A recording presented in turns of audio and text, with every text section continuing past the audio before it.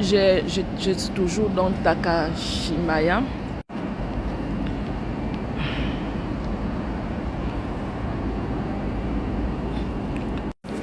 Donc, je suis toujours dans Takashimaya. Je sors de Kinokuniya. Je dois récupérer un livre. Et là, je vais aller à Zara. Je voulais faire des vidéos tout juste aux sorties du magasin, mais la place où je pensais y être, elle est occupée par plusieurs personnes, donc il n'y avait pas la possibilité de m'asseoir pour faire des vidéos, de faire un contenu. Donc là, je suis dehors, en fait, genre une terrasse du bâtiment, et j'ai froid parce que j'ai oublié mon écharpe, j'ai froid. Je croyais que j'allais faire des vidéos à l'intérieur et puis par la suite sortir, faire un tour à Zara et puis rentrer très vite avant d'aller prendre les enfants. Mais c'est un peu embêtant, c'est occupé. Mais je vais quand même faire cette vidéo. Alors, ceux qui sont sur les réseaux sociaux, ceux qui ont pu entendre un peu certaines choses en ce moment, il faut dire qu'on parle en ce moment de la sœur Sandra Bouyi. C'est l'une des chanteuses que nous aimons chez nous dans notre maison. On parle de son divorce. Je ne sais pas s'il est déjà acté ou pas, mais beaucoup de gens en parlent. Et cette vidéo, en fait, que je fais en ce moment, je voulais la faire après le décès de Maman Blanche Tsonasi, par rapport à tout ce qu'on disait sur elle et son époux. En fait, j'avais tiré des leçons et aujourd'hui encore, voilà une autre histoire qui arrive et je me dis, il faudrait que je dise quand même ce que j'ai compris par rapport à cela, ou les leçons à tirer par rapport à ces deux dernières histoires qui sont un peu choquantes. Et en tout cas, pour ces deux dernières histoires, j'aimerais quand même vous dire les leçons que j'ai pu tirer par rapport à ça. Vous êtes femme de pasteur, vous êtes femme d'homme de Dieu. Je vous indexe le plus parce que vous portez souvent la charge. Vous avez comme... C'est vrai que toutes les femmes le font. Hein. On doit protéger nos partenaires. Nous devons dire du bien de ces personnes-là. Bien que ce ne sont pas des saints, parfois ils font beaucoup de bêtises, mais nous devons dire des bonnes choses de ces personnes. Et ce qui est plus dérangeant, c'est surtout pour les femmes des pasteurs et les femmes des hommes de Dieu. Vous avez une lourde charge, c'est celle-là de cacher genre entre griffes les défauts de vos maris parce que ce sont des hommes de Dieu, parce que ce sont des personnes qu'on doit entre griffes respecter. En fait, vous avez une lourde charge et cette charge-là que vous portez, elle est en même temps une malédiction pour vous. Malédiction pourquoi? Parce que lorsque les choses tombent bien, il n'y a pas de souci, vous avez tout juste, vous attirez tout juste de la haine probablement de certaines fidèles qui veulent être à votre place parce que justement vous priez souvent malgré le fait que dans vos maisons, comme disait pasteur, comment elle s'appelle encore, que les femmes des pasteurs souffrent énormément, sont les plus malheureuses et tout. On vous voit de l'extérieur, vous priez tellement, vous avez des vêtements qui coûtent cher et autres, des sacs qui coûtent cher, mais en réalité, vous souffrez au fond de vous. Et ce n'est pas la seule personne qui a parlé de ça, il y a plusieurs personnes qui ont déjà parlé de ce genre de situation. Et je sais que c'est souvent comme ça parce que vos hommes sont plus prompts à pouvoir s'occuper des fidèles que s'occuper de vous et vos enfants dans vos maisons. Donc, ils s'occupent plus des fidèles que des femmes. Et les femmes en souffrent. Et moi, je suis une femme et je sais que si moi aussi je passe par là, franchement, je souffrais de l'absence ou encore du fait que le mari n'est pas totalement là, mais il est totalement dédié à la cause chrétienne. En tout temps, la Bible demande aux gens, le premier ministère, je crois, des hommes de Dieu, ça doit d'abord être votre famille. Parce que si votre famille est déchirée, comment voulez-vous faire du bien à d'autres personnes?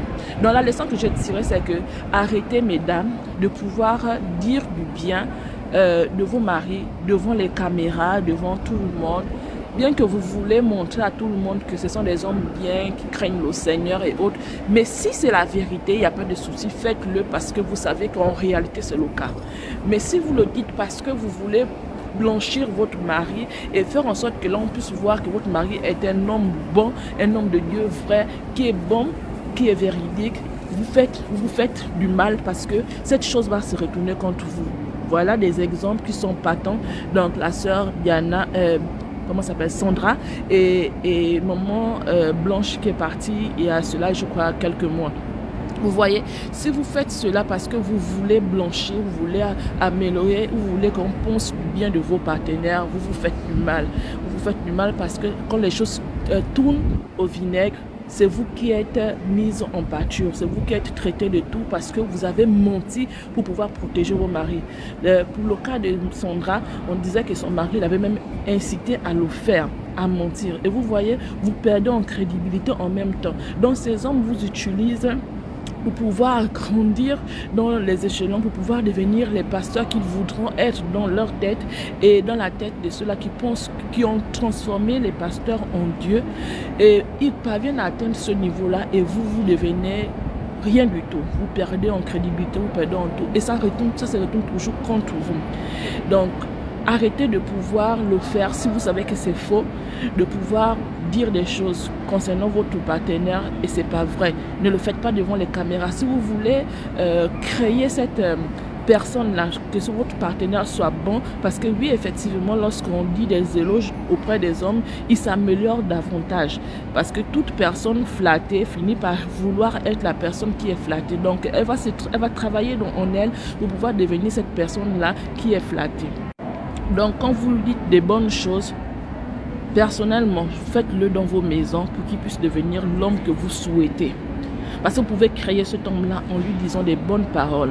Les scientifiques ont fait, ils ont pris des fleurs qu'ils arrosaient tout le temps et avec des paroles agréables et les autres fleurs qu'ils maudissaient avec des paroles désagréables. On s'est rendu compte que les fleurs qu'on disait de bonnes paroles ont fini par fleurir et devenir si grandes, tandis que les autres fleurs fanaient. Donc si vous le faites dans le cadre parce que vous voulez voir votre mari devenir l'homme que vous souhaitez être, non seulement pour vous, mais selon Dieu, faites-le dans vos maisons. Parce que ce serait mieux, dans ce cas, les gens ne verront pas ce que vous faites, mais vous travaillez pour la bonne personne. Seul Dieu sait combien de fois vous êtes en train de travailler, prier pour cette personne pour qu'elle devienne ce qu'elle est. Ne le faites pas pour les hommes, ne le faites pas pour que les hommes puissent apprécier votre mari qui est pasteur ou homme de Dieu. Faites-le pour Dieu. Et si vous le faites pour Dieu, faites-le en cachette dans votre maison. Ne l'exposez plus, n'allez pas le faire devant les caméras parce que par la suite, ça tombe sur vous. Voilà l'exemple partant. Maman Blanche a tellement parlé de son mari, tandis qu'en réalité, ce n'était pas le cas.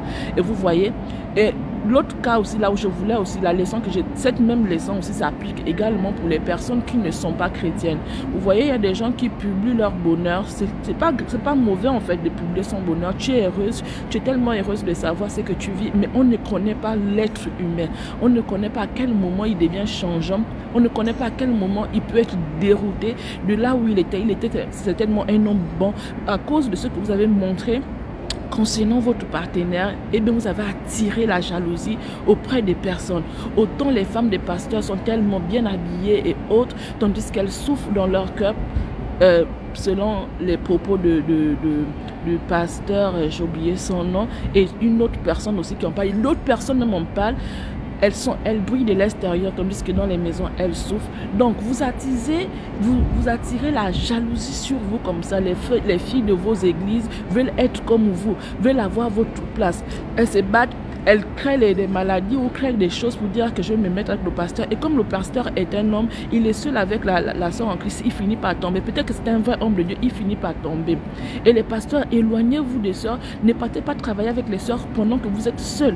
Travaillez avec vos sœurs si vous voulez, vos brebis et autres, avec vos femmes.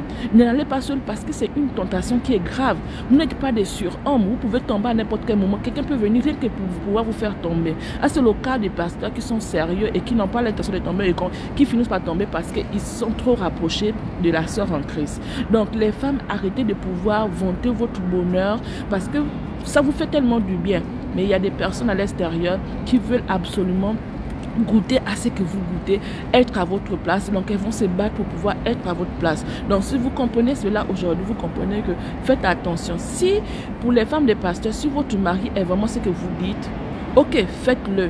Mais moi, je crois que désormais, c'est plus la peine de le faire parce que vous vous attirez ensuite les femmes qui veulent être à votre place. Faites-le désormais pour pouvoir grandir votre mari, pour qu'il soit le meilleur homme que vous voulez, mais ne le faites pas devant les caméras parce que ça finit par vous retomber dessus, surtout lorsque c'est faux. Et voilà ce qui arrive aujourd'hui. On vous traîne dans la boue, on vous traite de menteuse, on vous traite de tous les mots et personne ne peut venir vous sauver parce